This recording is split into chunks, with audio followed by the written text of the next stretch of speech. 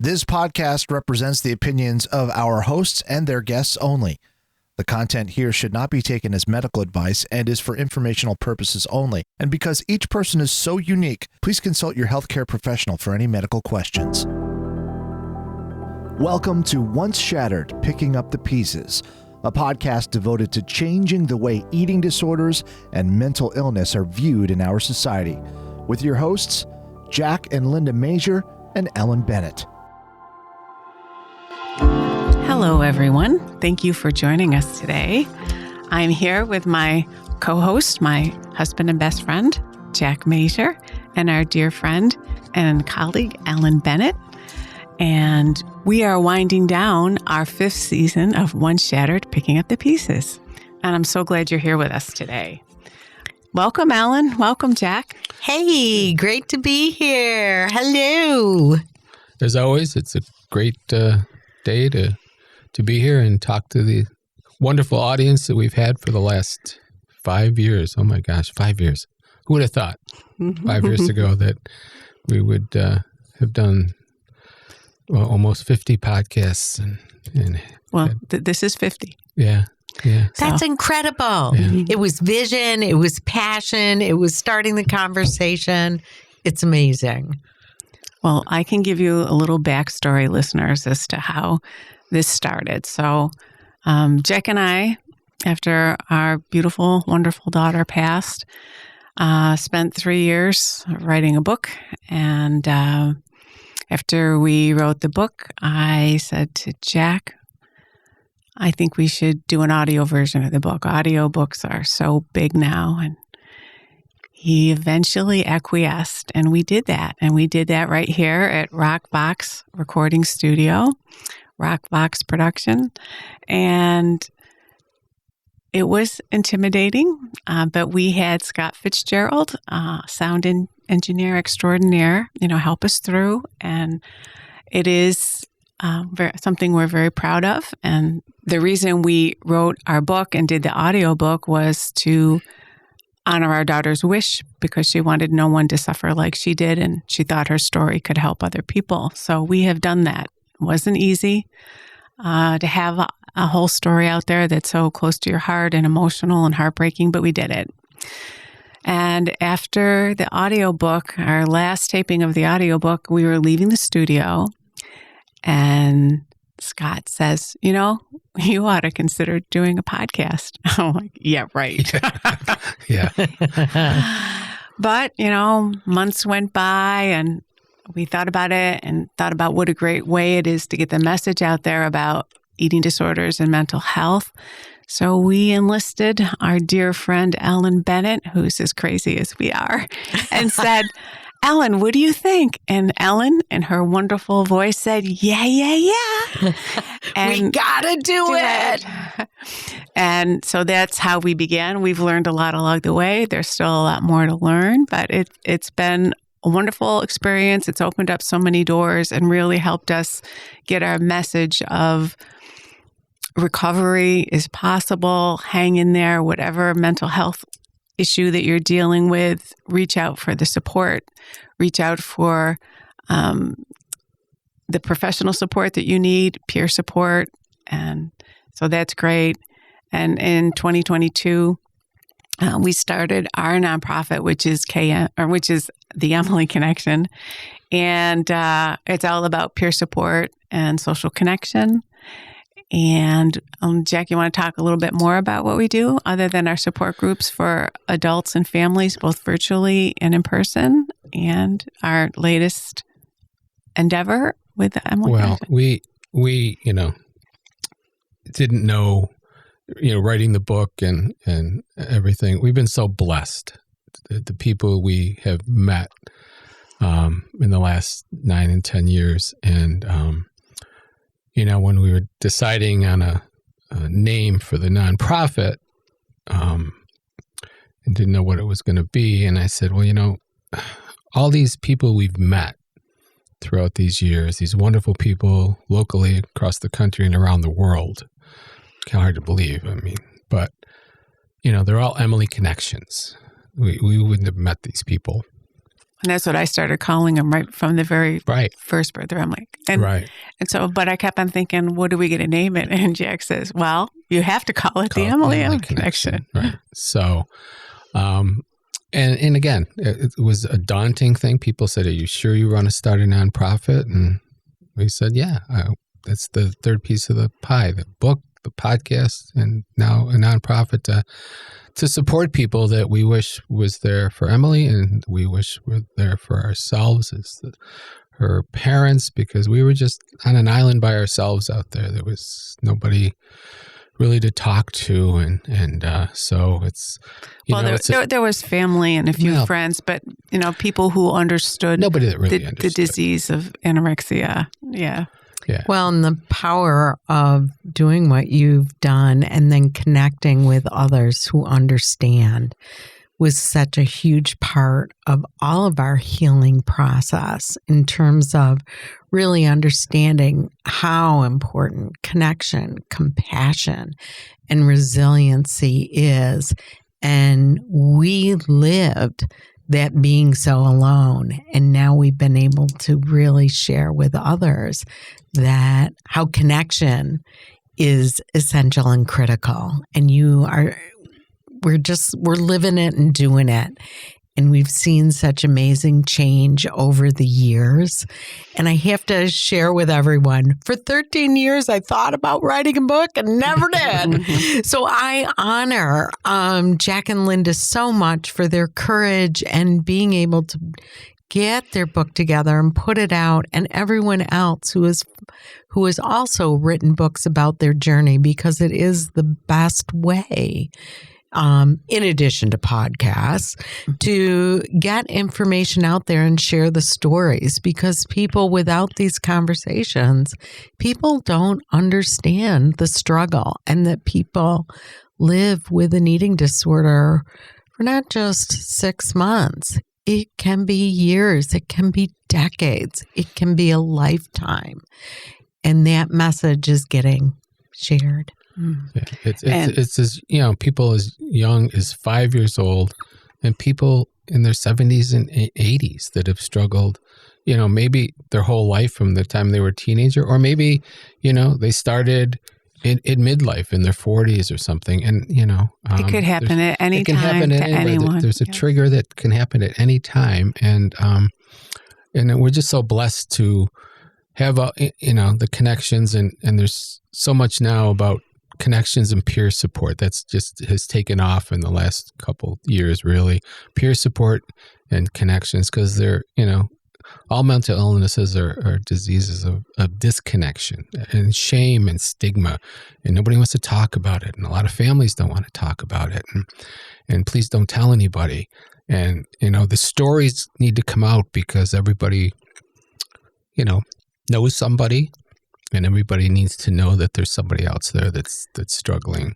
And we're here to say, talk about it. Yeah. Start the conversation. Yeah. And Ellen has started KMB for Answers years before we did, and she embraced us and encouraged us. And our nonprofits have different main purposes. We're all about education and advocacy, but a big part of Ellen's journey was educating professionals about eating disorders, how important that is. And I want to let her speak a little bit to that, because you start with a nonprofit and you have like a vision, and then it kind of expands and grows. And with the Emily Connection now, for a limited number of people, and we're offering a limited number of scholarships for people who cannot afford to work with a dietitian or a therapist that are trained in eating disorders. Exactly, yes. Specifically. Because that's oftentimes a barrier to care. A lot of people have insurance issues that won't cover some of those things, especially dietitians. So, especially when they're, off their parents' insurance. Now they're an adult, and, they're not able to work anymore. So now they're on a public assistance, which they hate. They don't want to be on it, but the disease just doesn't allow them to work anymore, and they've taken away their dreams. And so, they're trying to get better. They're trying to get off public assistance, but But even sometimes people who aren't on public assistance still can have these problems absolutely. too. So again, we're a grassroots nonprofit, but we can do this for a limited number of people, and we're just putting it out there now. But I also want to just talk a little bit about KMB for Answers right now, because they are a wonderful nonprofit. They've done so many things, and they're going to be sponsoring the podcast themselves next year. But in some ways, KMB for Answers is going to be winding down a bit. But I assure you that Ellen Bennett will still be here and we'll still be doing the podcast. Ellen, you want to speak to that? Absolutely. So KMB existed for 12 years. We are winding down. This year we have... it has been quite a journey, and sometimes things have to change and adjust. But what I want to say is it's the nonprofits, the local organizations that have really fueled so much of what is happening in the eating disorder field, because there are not enough resources, and nonprofits are just so important. And the concept of scholarshiping for dietary services or mental health services is real, because many times an individual either doesn't have any access to treatment, and at minimum to have access to mental health and a dietitian can really provide some support. And many times those who might be fortunate enough to get into treatment may leave treatment, but the continuation of care and services is critical and essential. And that is one of the things that we have learned across this journey, is that it's so important, and we have to figure out ways to sustain that, because it is not accessible to everybody. So KMB, through KMB, we were able to initiate some essential things at a time when they were really needed. And it was helping share awareness and understanding for clinicians as well as loved ones. And also we could be creative and offer no-cost donation-based yoga with a trained yoga therapist so that people could reconnect with themselves, which is so important. So as we wind down, we know that we did impactful things. I will continue to advocate and be involved in our local community, and also the wonderful connections that have been made on a national and global basis. The deep understanding that eating disorders are real in everyone's life, their community, their state, their country. It is a global issue. And I was, through my daughter's journey and beyond, I have learned so much and want to continue that. But I also have seen the incredible shift that's happened over the past 12 years in terms of access on the internet to information, starting the conversation. So I am so blessed to have been part of this community and will continue to be, because there is work to be done. And this is beautiful. And I'm so glad we're doing this podcast, because if you got to start the conversation. I'll never stop saying that. I'll never stop saying. Well, and it's so important that it encompasses all mental health conditions. We're not afraid to talk about anything, and certainly eating disorders never stand alone. So it was very important when we got together with my idea of doing this. We brainstormed and all agreed that yes, it needs to be a podcast that can reach anybody, right? Because that is anybody. You either have had a mental illness or a mental health condition in your lifetime, or you're supporting someone who does, or you know someone who does, right? Absolutely. And we can all educate ourselves and find better language to support somebody. People don't realize the value of just listening without judgment, encouraging. And just knowing that you're not alone, whatever a person is struggling with, it's very important for somebody to see themselves in that story. Somebody who has depression, who has anxiety, who has substance use disorder, alcohol use disorder, somebody who's suffered in a similar way and come out the other side. You have to kind of be able to relate to the story. And that's why it's so important that we have medical professionals, therapists, physicians, psychiatrists, and we have people with lived experience. Is and huge. You need it all. And we're all going to be continuing to learn from each other by listening to people's stories and how things affected them and impacted them. And I'm always curious to know, well, when was that pivotal point, when you really thought that you could get better, that you could heal from this? And so many times it's from a little comment somebody made. Doesn't necessarily need to be that it came from a professional or somebody close to them. It could have come just randomly from anybody, but it's like your brain just has to be open enough to accept it.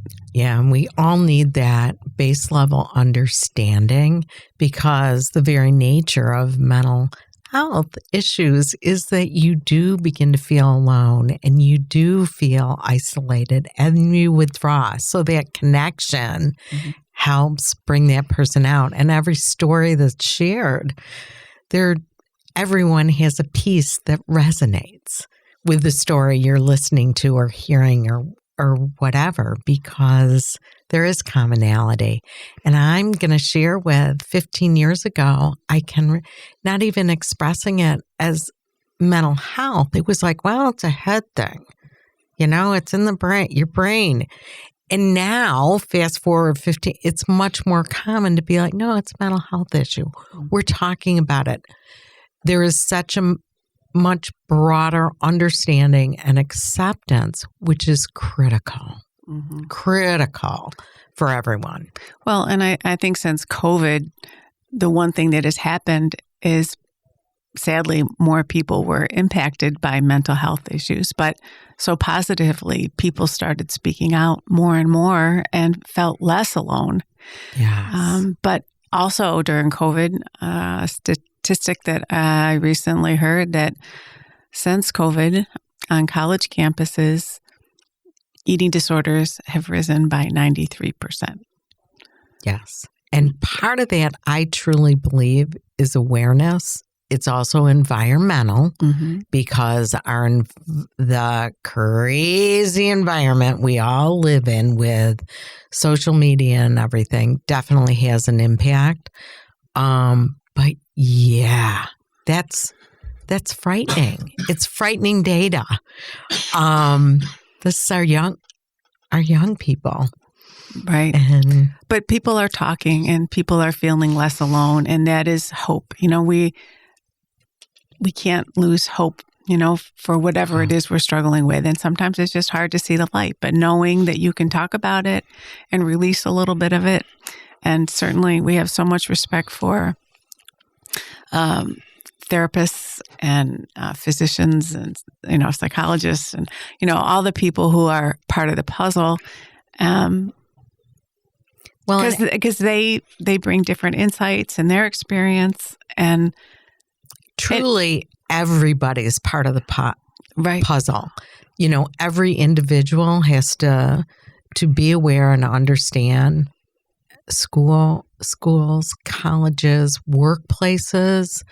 Everyone needs to be informed and understand mental health issues and how to deal with them, because we're a community no matter where we are, whether it's just our family or village. Right. And so many times, a lunch lady in a grammar school is the first person that notices that this child might have a problem. This child isn't eating with the other people. This child is throwing their lunch away. This child isn't bringing a lunch. So it just needs to be, people just need to be aware. And there's nothing wrong with needing help. We all need help.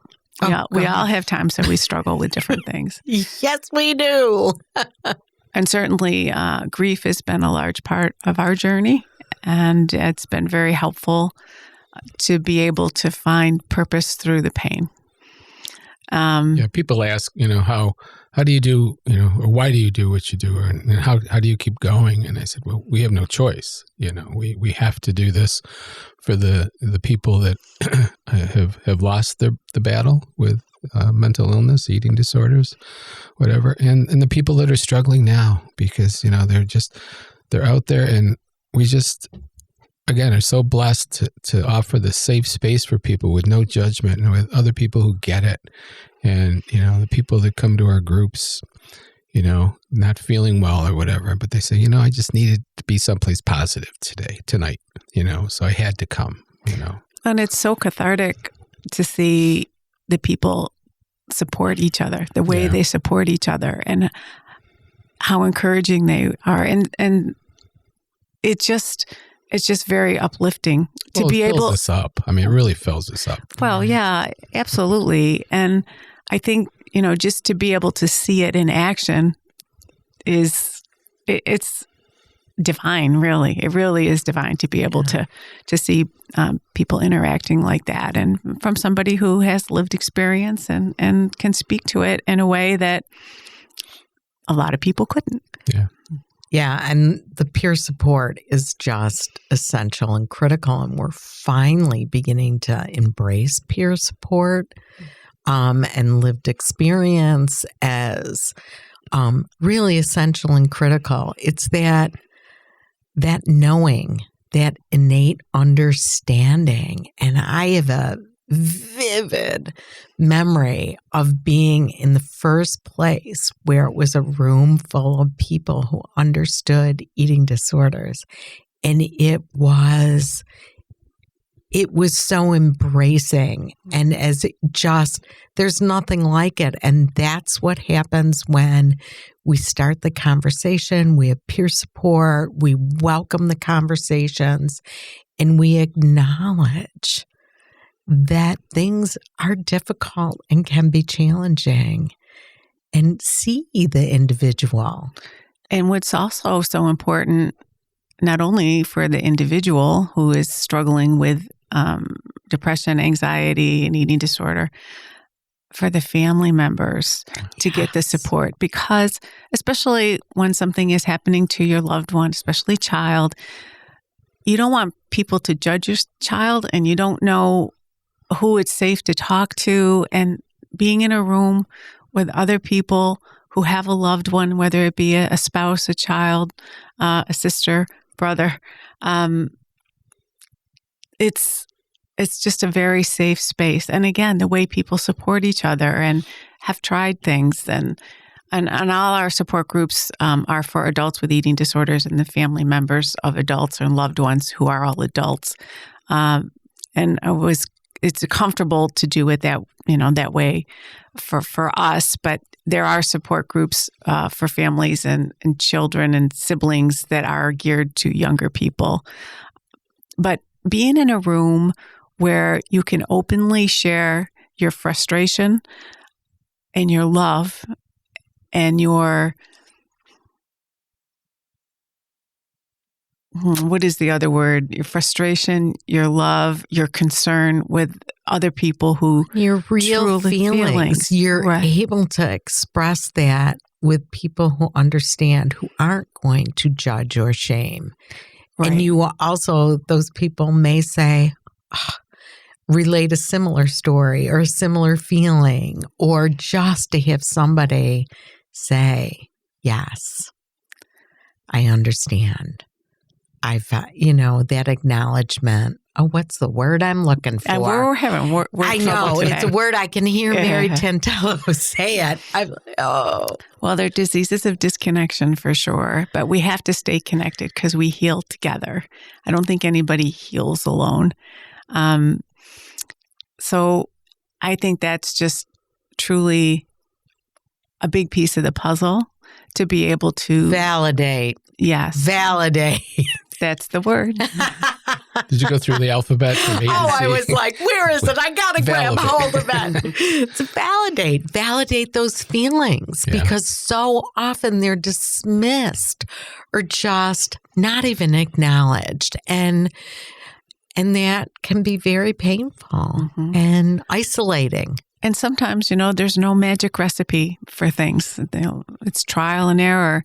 But somebody will say, oh, well, this worked for us, and maybe you might want to consider that. Or, oh, sometimes I'm sorry. I'm here for you. And there's no perfect recipe of what to say, but just knowing that somebody cares and understands on a level that most people don't is a gift you give to each other and to yourself. I hear so many people that are in recovery that say, oh, I just got lucky. I got lucky. So many people, that we've talked to and met. And it's not luck. It's just that somebody didn't give up on them. So that it was that one person that, that just made a difference at that time. When what they said was able to sink in. Yeah. So, and again, there's all these statistics out there, and they're very sobering statistics. Somebody passing away every 52 minutes is a direct result of an eating disorder, and all the other 20% mortality rate for anorexia nervosa, and there's sobering statistics, and they should, really enlighten people as to how serious eating disorders can be and are, and certainly can be. So, but I always say that there's behind every one of those numbers is a person and a face and a name and a family that is forever changed. And I think that's, the three of us here that have experienced the devastation of losing a child, we just, offer that safe space of understanding, for people that were afraid. So stories, I just always stories are so impactful. You can have a lecture about all this and you can put up a, PowerPoint and everything else, but it's that if somebody tells a personal story, that's what people take away from that conference or that. And every journey is unique. Mm-hmm. Every story is unique. And there's a nugget in each of those stories that resonates with somebody. And without the stories, people are not aware. And that is just so important, whether it's a story of recovery, it is a story of loss, it is a story. They just need to be shared because, again, it helps increase that understanding. And they're all different. Well, and you think about eating disorders, you think about depression, you think about alcohol use disorder, substance use disorder. Anxiety. Let's not forget anxiety. Yeah. They're not a choice. Nobody chooses to have an alcohol use disorder, have a substance use disorder, have anxiety. Oh, yeah, I'm going to have anxiety today. No. No. Or wake up and say, oh, you know what? I'm going to have an eating disorder. And then just... right. Yeah. Well, and those thoughts are still so pervasive where people assuming, it's their fault. They did. No, these are not choices. And that's where the compassion comes in. And there's nothing quite like compassion. Somebody who, when you're struggling with anything and somebody has compassion for you, you feel it. You feel it inside, and it gives you the opportunity to open up more. And not everybody deserves to hear your story, but God, when somebody really gets it and you get to share, it's like a weight has been lifted off of you. Yeah, absolutely. Mm-hmm. Absolutely. Yeah. And I remember, Jack, you were saying how somebody says one thing. And I go back to the interview we did with Tim Mattice, who's very big in AA. And his story was he was in treatment for alcoholism, and he was in a day program, and somebody else had told their story and of all the things they had been through and been arrested in jail and all these things. And Tim said to him, wow, he said, well, that's not me. I don't have a problem and like that. And the guy says to him, not yet. And those were two words that changed his life going forward. And he's been in recovery for 25 years, I think it is. So, yeah, but it's so simple. It's like, okay, so he listened to that story and said, well, that's not me. And the two words, and I think we named that podcast, 2 Words That Changed a Life with Tim Mattice. Yes. Yeah. Yes. But not yet. Not yet. So, you have to, it's hard when you can't trust your own instincts and your own mind, but people just want to feel better. They just want to feel better. And sadly, that's how maladaptive coping mechanisms just take hold, because they don't have other outlets or other ways to be able to handle stress, anxiety, whatever it is that they're going through. And there's a learning curve with it. And there's a learning curve with healing and being open and knowing what you need and who to share with and who it's safe. And recovery is never a straight line, and people have to understand that too. And I think that's something that family members don't always get, that it's not a straight line, that there are bumps in the road, but overall you're progressing. Well, and that's really, really true. The bumps and the restarts and the relapse, they're part of the process. And you being aware of that and embracing it and understanding. And it's hard. It's hard for parents that have been dealing with it for, 10 years, 20 years, 30 years, and it's hard for them. They're older, they're tired, and they've been frustrated so many times and get to the point where, is this ever going to end? Well, and certainly we've all learned that early intervention is just critical and for all mental health issues, and creating communities that are compassionate and listening and will understand and connect and care enough to say, hey, how are you doing? What's going on? This is happening. We can't ignore. We can't think it's a phase. We can't think it's going to go away. You connect and talk to the person in a caring, loving way. And they may push back, initially. Oh, yeah. They may just, I don't need anybody. I don't want anybody. But don't give up, because, give up. Just let them know that you're there for them. And I think what's important to remember, too, is there's always something else to try, something else to offer, a new way to frame things, a new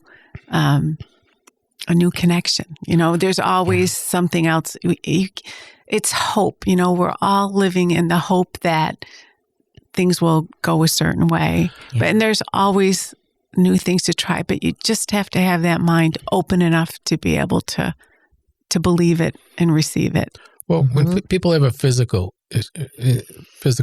medical issue, hypertension, diabetes, whatever, we all know the early you catch it, the more able is to control it or cure it. So, but people don't understand that with mental illness, and they got a lot of it is that people don't come out and asking for help because they are so ashamed. And that's one of the biggest barriers to getting care, is that people don't come forward. And that's why we have to let people know that don't be afraid. There's people out there to help you. There's so many resources throughout the country now that I never realized existed. And I guess, a lot of them are newer and stuff, because, again, the prevalence of mental illness and eating disorders has just skyrocketed. And it's affecting so many people so much younger than it ever did, or that we know now. So there's so many people out there to help you. And something that we need to, kind of address too, is that so many people are working from home now. So many people are more isolated just because the world is different since COVID. Mm-hmm. And one of the things that New York State, along with several other states, has put into practice is that kids have to turn in their cell phones when they go to school. And we were listening to the news the other day, just local news, and they interviewed some of the kids, and they're loving it. They're surviving and thriving. Yes. And I'm sure they don't need them. I'm sure not everybody loves it. And I'm sure it's something to get used to, but they're more focused. And the woman, the teacher, I believe it was, that they interviewed just says, you go in their lunchroom now and people are talking and they're laughing and they're going from table to table instead of just staring at their devices. And so, we're wired for connection, and we cannot discount how important that is to stay connected. And, when you're struggling with any mental health condition, the first thing people want to do is isolate, right? And and the stories that isolation, denial. Right. Yeah, just holding it all in. Yeah. And then the things we tell ourselves too. How the way we speak to ourselves sometimes, and we all have that negative voice in our heads. Well, what did you do that for? What was I thinking? Oh my God. And you wouldn't talk to somebody else like that. Yeah, we talk to ourselves like that. But it's okay. You got to it's all about framing things in a way that's as positive as you can realistically be, and to keep you moving forward. These people are so caring about other people and have so much compassion and want to help other people, but they can't help themselves. So they've lost that compassion for themselves. Yeah. Right, because that voice gets so loud there. But I think that gradually, as silly as it sounds, some of the things that you can do, like breathing techniques and how you talk to yourself and, how you relate to others and getting out there, all those things really are not little things. You put them all together and it's large. And it's a big thing. And, I think sometimes it's just doing things gradually, just try one new thing today, and it can seem small, but at the end of the week. This is good. I will. Just anything positive for that self-encouragement. And instead of saying, I can't or I haven't gotten there yet, I'm in the process of learning to be more social. I am in the process of finding new ways to cope with my emotions. I am in the process of, yada, yada. Yes. We're all a work in progress. Everything. Absolutely. Everything's a process. Well, this has been wonderful. Is there any closing thoughts you would like to add before we wrap this up? Well, I look forward to season 6 next year. We have some wonderful guests that are lined up. Again, we've been so blessed with the connections we've made through KMB and the Emily connection and everything. And some of the best minds in the eating disorder world and the mental illness world. We never thought people would be asking to come on our podcast. So it's just, it's truly a blessing, and we're so grateful and humbled. This is just such an incredible journey. We've seen so much change over the past years, and good things are happening, but we also are painfully aware that there's a lot of work to do. And this work is important, it's essential, and it's critical and needs to continue. And so we're excited to be part of that and continue this journey, continue the conversations, and inspire others and encourage others to listen and join with us so that we can expand the compassion for mental health and eating disorders and any challenges that an individual faces. And I'd just like to say that we are all perfectly imperfect, and sometimes our imperfections make us more lovable. We show that here. We are imperfect by design. We are unique by design. We are incredibly... When I talk with students at schools, I'm always like, embrace your differences. Mm-hmm. God knows we don't want to all be the same. And we, by design, we're different, we're unique. And celebrate that. Celebrate it. Honor it. And I think those are messages that we all need to hear all the time, and just remind ourselves that that's what makes the world amazing and incredible. Because society makes it, you're always comparing. They want you to compare yourself to somebody else, or somebody else's car, somebody else's house, somebody else's clothes, whatever. And that's where people get frustrated because, I don't have this and I don't have that, and this person's got this and they're so lucky to have that. And again, like Ellen said, there's, I don't know what the population of the world is, but we're all different. And Linda says we're more alike than different, and that's true, but we are different, and you just have to embrace yourself for who you are. Who you are, who you are. Who you are. That was going to be the name of our book initially. Was going to be Who You Are. Question mark. Who you are? Yeah, because when Emily was a little girl and our son Matthew was born, and Linda was taking care of Matthew, and the phone would ring and Emily would run to the phone and go, "Who you are." And so, and again, these people, they lose, sense of who they are. And so we're just here to stop the stigma, stop the shame, and start and continue the conversation. And on that note, I would like to add one more thing. The things that impact you the most, the things that are the hardest things that you come through, shape you in ways that you never imagined, and you would never have chosen these roads. But they give you the ability to relate to more people, more situations, have more empathy and compassion. And that's why we're here. We're here to support each other. And sometimes the toughest things make us shine as souls, as human souls. So everybody heals differently. There's no one size cookie cutter fits all. But let's embrace that we are all different. But there's so many things that we all need as humans, and being vulnerable and open with yourself and with others who you trust helps you to grow and evolve in ways that you never imagined. And nobody knows who will be impacted by our thoughts, hopefully in a positive way, and the things we share. But it's possible that we're all works in progress, and we're all getting where we're supposed to go if we just keep moving forward. Kindness, compassion, and love. Yeah. Well, thank you, RockVox Recording and Production. Thank you, wonderful listeners.